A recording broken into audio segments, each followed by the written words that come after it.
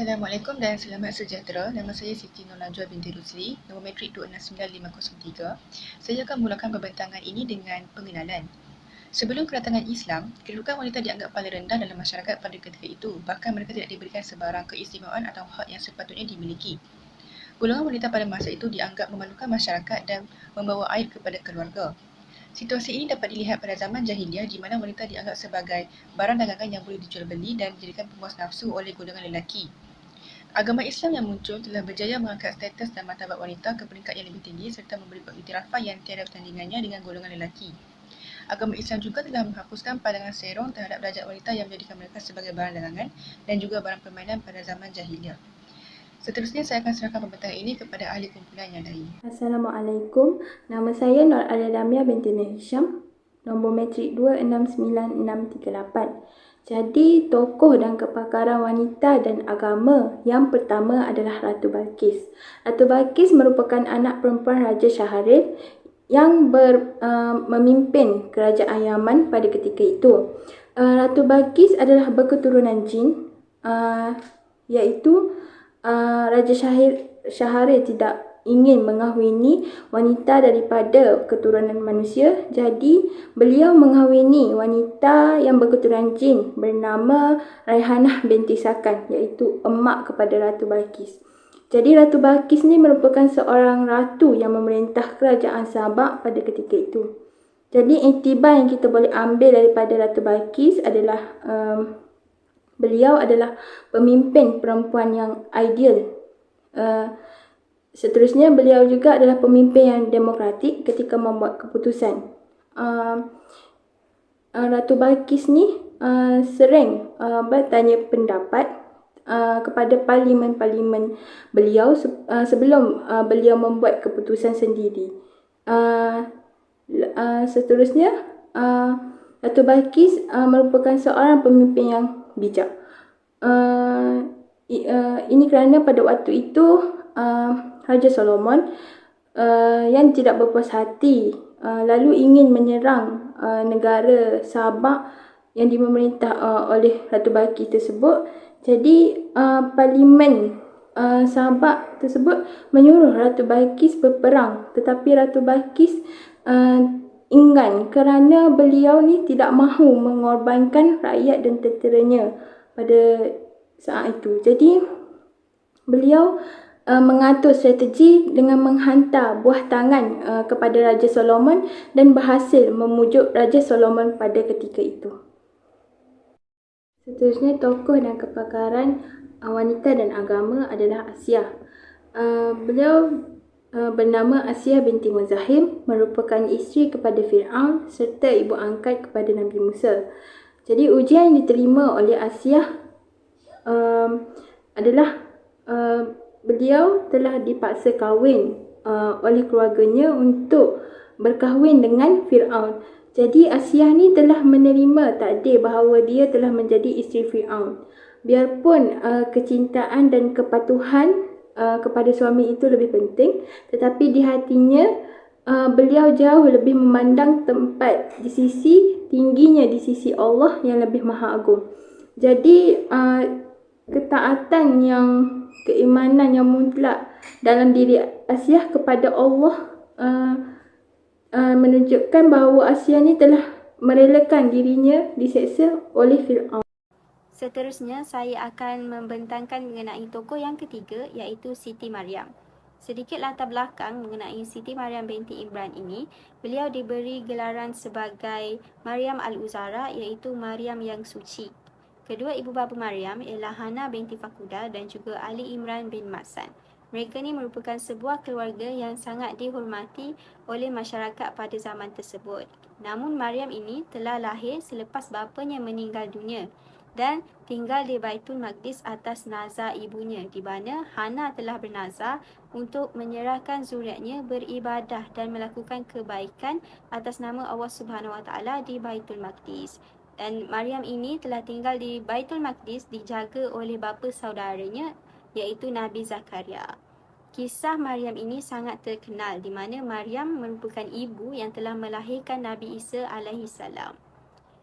Antara ujian yang diterima oleh Maryam ialah dikurniakan zuriat tanpa melakukan hubungan dengan mana-mana lelaki, di mana kisah Maryam ini telah disebutkan dalam surah Al-Tamrin dan juga Ali Imran yang menceritakan bagaimana malaikat Jibril mendatangi Maryam dan memberi kabar bahawa beliau akan mengandung disebabkan oleh ketaatan dan kepatuhannya kepada Allah Subhanahu Wa Taala, di mana zuriat ini merupakan ganjaran kepada Siti Maryam. Disebabkan perkara ini, Siti Maryam telah dituduh melakukan zina semasa tempoh kehamilan oleh masyarakat setempat, menyebabkan beliau membawa diri kepada tempat yang terpencil sepanjang tempoh kehamilan beliau. Dan antara kesusahan diterima juga, Maryam terpaksa menggoncang pohon tamar semasa mengandung untuk dijadikan sebagai makanan. Antara sifat dan kemuliaan yang ada pada Siti Maryam ialah beliau merupakan seorang wanita yang kuat, di mana dalam tempoh kehamilan beliau sering mendapat hinaan dan cacian oleh masyarakat setempat mengatakan beliau melakukan zina dan juga maksiat. Yang kedua, Maryam ini sangat mengutamakan Allah Subhanahu Wa Taala dalam setiap perbuatan dan juga ibadahnya.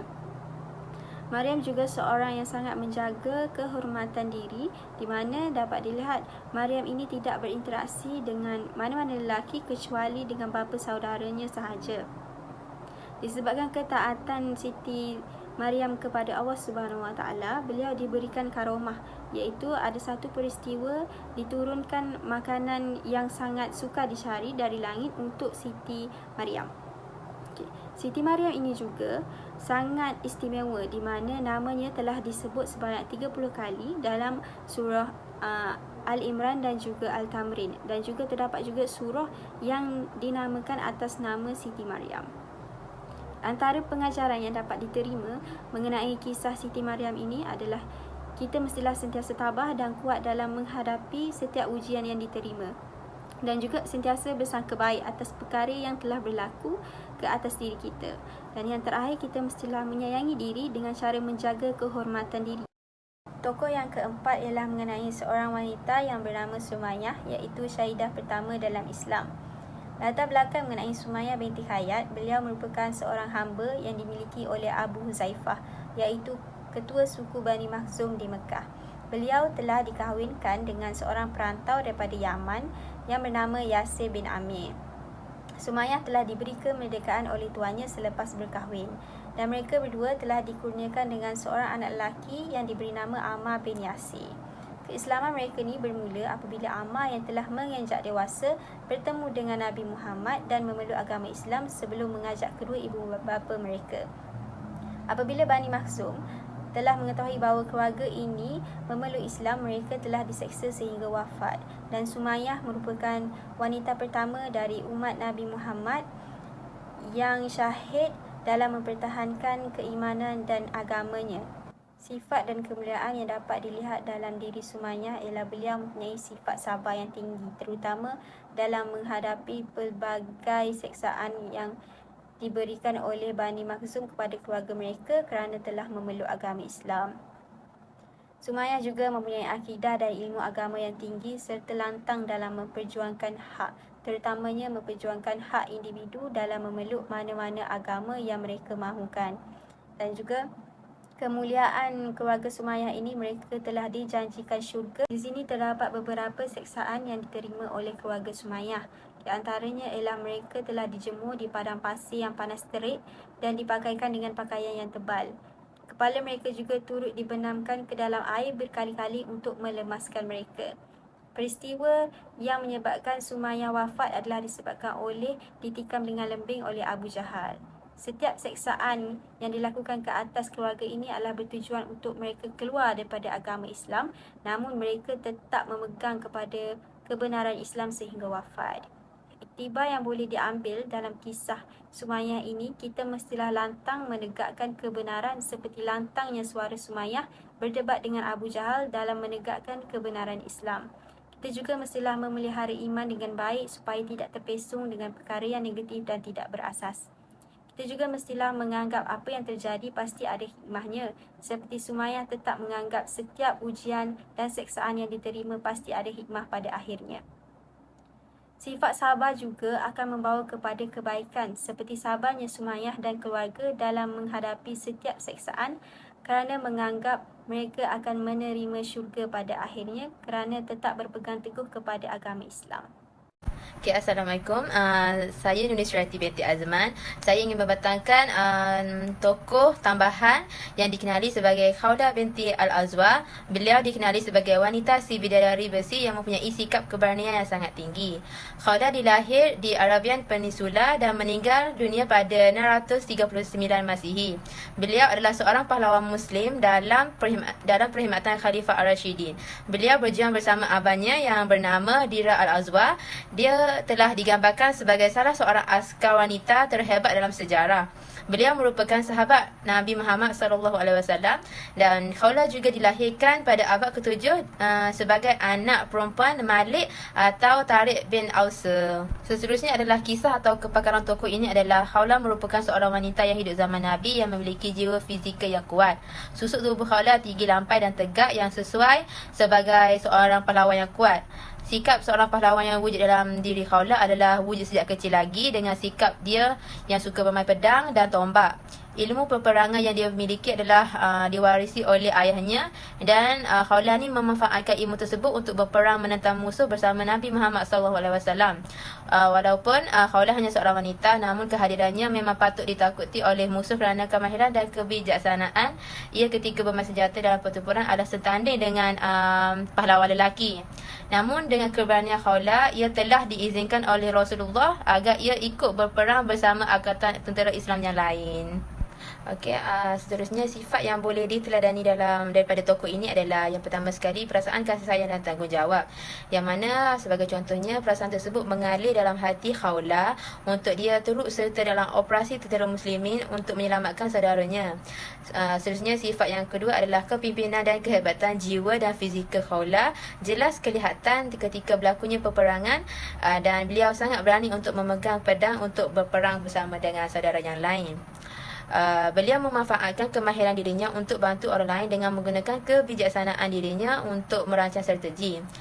Namun semua tindakan yang telah dibuat oleh Khawlah adalah beliau sangat menyayangi agama dan ingin menjaga keamanan dan kesucian agama tersebut. Okay, akhir sekali pengajaran yang terdapat dalam tokoh ini adalah setiap sikap tokoh boleh dipelajari dan dijadikan pengajaran dan panduan kepada semua wanita agar tidak mengahadkan kemampuan diri. Di mana jika seseorang itu mempunyai salah satu sikap atau sifat yang terdapat dalam diri tokoh iaitu Khawlah, mereka mungkin boleh mempunyai daya keupayaan untuk terus mengembangkan diri sendiri untuk menjadi wanita yang lebih sempurna. Okey, tokoh tambahan yang terakhir adalah dikenali sebagai Rabi'atul Adawiyah dan yang dikenali sebagai wali Allah yang patut dijadikan inspirasi wanita. Beliau seorang wanita yang sabar dan reda dengan ujian hidup. Rabi'atul Adawiyah atau nama sebenar beliau adalah Al-Khair binti Ismail Al-Adawiyah, yang mana beliau tergolong dalam senarai wanita sufi yang terkenal dalam sejarah Islam. Beliau dilahirkan sekitar kurun kedua Hijrah iaitu pada tahun 99 Hijrah sama dengan 717 Masihi berhampiran dengan kota Basrah di Iraq dan meninggal dunia pada tahun 185 Hijrah sama dengan 801 Masihi. Beliau menjadi anak yatim piatu di mana ayahnya meninggal kemudian disusul oleh ibunya. Sejak kecil lagi beliau adalah seorang yang cerdas dan taat kepada agama. Beliau lahir dalam sebuah keluarga yang miskin dari segi keberadaan, tetapi Rabi'ah itu sangat mempunyai kekayaan dengan ibadah kepada Allah sehingga beliau digelar sebagai wanita sufi. Namun begitu kisah hidup Rabi'ah Adawiyah di mana dia diuji sejak kecil lagi, di mana beliau mempunyai taraf kehidupan yang miskin. Rabi'ah Adawiyah mempunyai iman yang tinggi di mana ia langsung tidak tertarik kepada kehidupan duniawi dan mengabdikan hidupnya hanya beribadah kepada Allah. Permulaan beliau untuk belajar agama adalah dalam secara pemerhatian sahaja, di mana beliau memahati cara bapanya beribadah kepada Allah dengan membaca Al-Quran dan berzikir. Malah beliau turut melakukan amalan tersebut seperti mana yang dilihat dan dengar daripada bapanya. Secara tidak langsung, amal ibadah beliau telah membentuk dirinya berakhlak mulia dan berfikiran matang. Sebelum beliau digelar sepenuhnya menjadi wanita sufi, beliau pernah melakukan kerja yang melibatkan kejahilan akibat ia terpaksa melakukan kerana taraf kehidupan yang sangat tertekan pada ketika itu. Tetapi dengan adanya kesedaran dalam diri beliau berasa insaf dengan perbuatan tersebut, sedangkan ayahnya merupakan seorang guru agama. Beliau tidak mahu lagi melakukannya dan selalu bersendirian berzikir kepada Allah dan selalu berdoa minta ampun dan menginginkan perubahan dalam kehidupannya. Namun selepas itu beliau sabar menghadapi ujian dan memilih jalan untuk mencari ketenangan sehingga digelar sebagai wanita sufi.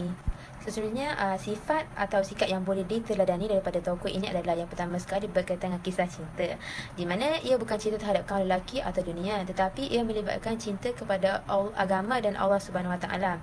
Cinta Rabi'ah kepada Allah sangat kuat sehingga hatinya tidak mampu untuk berpaling kepada yang lain selain daripada Allah. Hal ini apabila kita mencintai agama, ia akan menambahkan keluhuran cinta kepada Allah dan mengeratkan lagi pergantungan hati kepada Allah serta melahirkan keyakinan cinta dan kasih sayang yang sentiasa subur. Selain itu, sifat yang kedua adalah sifat bersyukur, yang mana Rabi'ah Adawiyah membuktikan kesyukurannya dengan meningkatkan amalan kerohanian dan menghambakan dirinya sepenuh terhadap pencipta.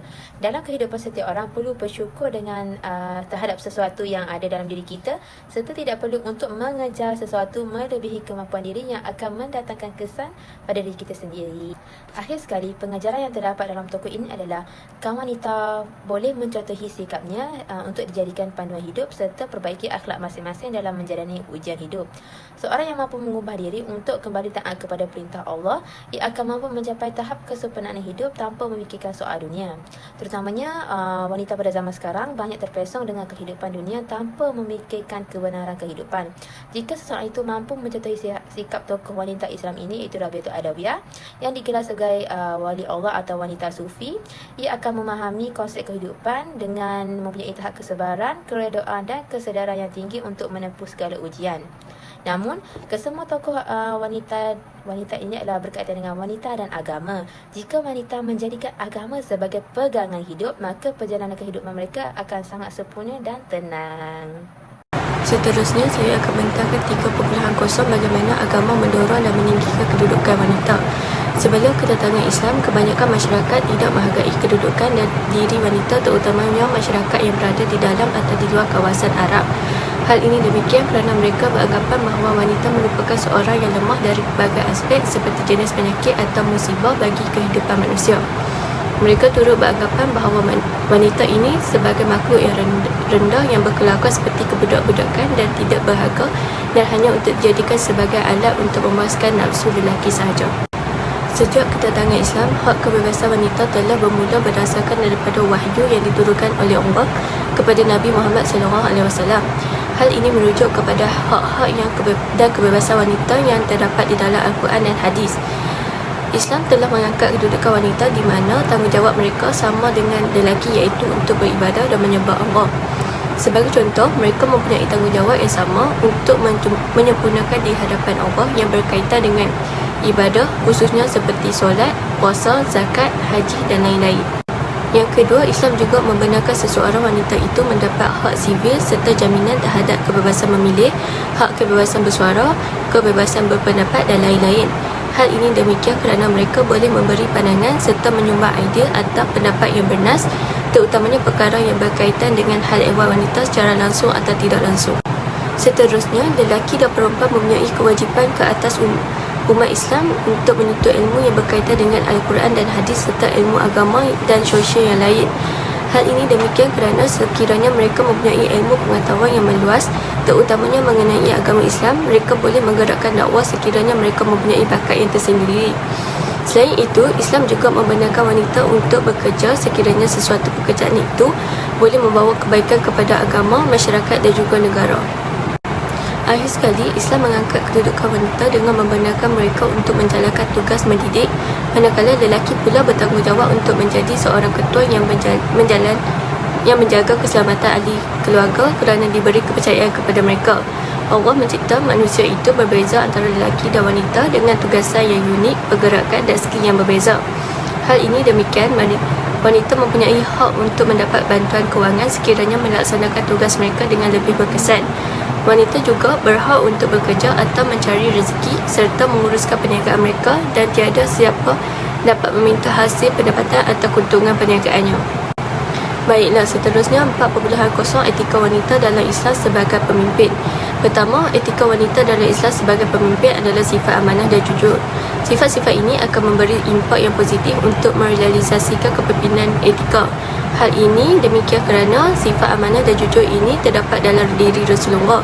Sekiranya seseorang pemimpin mempunyai etika seperti ini, segala tanggungjawab dan jawatan yang digalas oleh seseorang itu akan lebih selamat daripada disalahguna atau diselewengkan. Seterusnya, etika wanita dalam Islam sebagai pemimpin adalah bersifat lemah lembut, pemaaf dan tidak pemarah. Seseorang pemimpin yang mempunyai sifat-sifat ini, mereka akan menjadi pemimpin yang mudah didekati dan dihormati dalam kalangan pekerja, serta berorientasikan mencari penyelesaian dan tidak mencari salah dalam mengatasi sesuatu masalah tertentu. Hal ini demikian akan meningkatkan komitmen dan lebih menghargai pemimpin tersebut. Sesebuah organisasi itu akan melakukan kerja dengan lebih selesa dan gembira kerana mempunyai pemimpin yang tidak terlalu mengikut perasaan dan emosi mereka. Etika yang ketiga adalah membuat kebaikan dan mencegah kemungkaran. Seseorang pemimpin yang beretika perlu berusaha untuk membina budaya etika dalam kalangan sesebuah organisasi melalui program tertentu seperti program pendidikan rohani. Hal ini demikian kerana seseorang akan dapat merasai hubungan dengan pencipta dan mengubah persepsi melakukan sesuatu semata-mata untuk pekerjaan dengan melalui iman yang teguh. Akhir sekali, etika yang keempat adalah merendah diri. Seseorang pemimpin yang mempunyai sifat rendah diri akan menjadikan pekerja dekat dengan pemimpin tersebut serta dapat memahami sesuatu masalah dengan baik.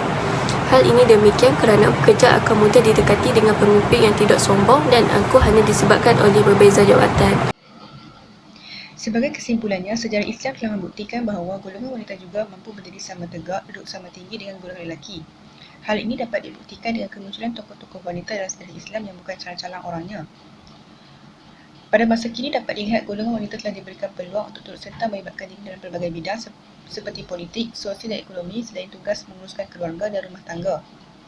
Islam telah meraihkan semua pelibatan dan sumbangan tersebut selagi mana pekerjaan yang dilakukan mengikut syarak, menjaga adab wanita muslimah serta tidak mengabaikan tugas kepada keluarga. Sekian sahaja pembentangan daripada kami. Terima kasih.